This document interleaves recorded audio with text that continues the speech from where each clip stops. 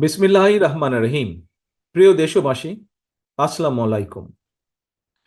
বিনা ভোটে ক্ষমতায় থাকার জন্য খুনি হাসিনা গত 15 বছরে হাজারো মানুষকে গুম, খুন, অপহরণ করেছে। হামলা চালিয়ে মিথ্যে মামলা দিয়ে লক্ষ লক্ষ মানুষকে করেছে ঘরছাড়া। রাজনৈতিক উদ্দেশ্য প্রণোদিত মামলায় হাজার হাজার মানুষকে বছরের পর বছর ধরে কারাগারেই জীবনের সোনালী সময়গুলো কাটাতে বাধ্য করেছে। খুনি হাসিনার অত্যাচার, নির্যাতনে, নিপীড়নে দেশের গণতান্ত্রিকামী মানুষ ক্ষুব্ধ, বিক্ষুব্ধ এবং এ কারণেই গণ আন্দোলনের মুখে খুনি হাসিনা পালানোর পর নির্যাতিত নিপীড়িতদের কারো কারো হয়তো আচরণে হয়তোবা ক্ষোভের মারাত্মক বহিঃপ্রকাশ ঘটেছে। প্রিয় দেশবাসী, গণহত্যাকারী খুনি হাসিনা পদত্যাগ করে পালানোর পর আমি তাৎক্ষণিকভাবে দেওয়া একটি বক্তব্যে সবার কাছে আহ্বান জানিয়ে বলেছিলাম, বিজয়ের কাছে পরাজিতরা নিরাপদ থাকলে বিজয়ের আনন্দ মহিমান্বিত হয়। তবে আমি খবর পেয়েছি দেশের কোনো কোনো জায়গায় কিছু কিছু অনাকাঙ্ক্ষিত ঘটনা ঘটেছে। এ প্রসঙ্গে আমি আবারও আপনাদের কাছে বিনীত আহ্বান রেখে বলতে চাই, ধর্মীয় কিংবা রাজনৈতিক কারণে কোনো ব্যক্তি বা গোষ্ঠীর প্রতি প্রতিশোধ কিংবা প্রতিহিংসা পরায়ণ হবেন না। বিশেষ করে সংখ্যালঘু জনগোষ্ঠী কোনোভাবেই যেন হেনস্থার শিকার না হন, সেটি নিশ্চিত করা আপনার, আমাদের সবার দায়িত্ব। কোনো ধর্মীয় উপাসনালয় ক্ষোভের বহিঃপ্রকাশ ঘটাবেন না। খুনি হাসিনা তার দলীয়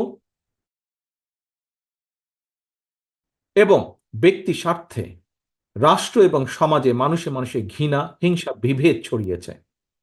তবে আমার বক্তব্য স্পষ্ট, কাউকে সংখ্যালঘু হিসাবে বিবেচনা করার প্রয়োজন নেই।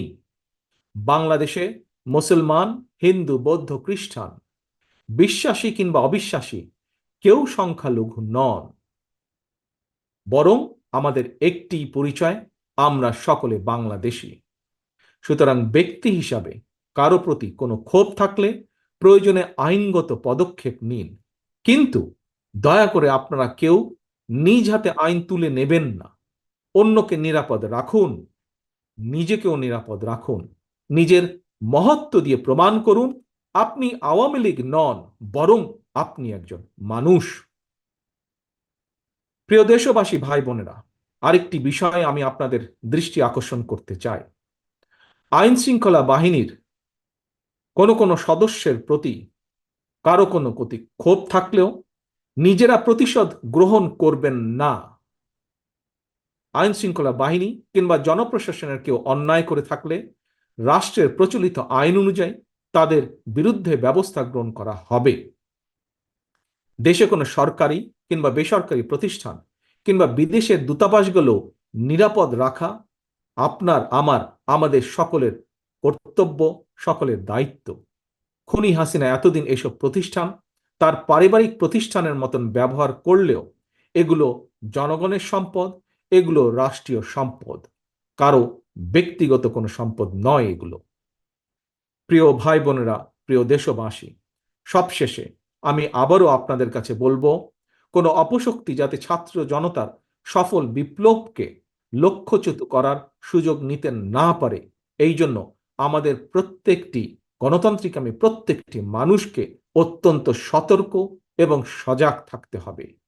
এটি এই মুহূর্তে বিএনপি সহ বাংলাদেশের পক্ষের প্রতিটি রাজনৈতিক দলের নেতা, কর্মী, সমর্থক, শুভাকাঙ্ক্ষীদের প্রতি আমার বিশেষ আহ্বান।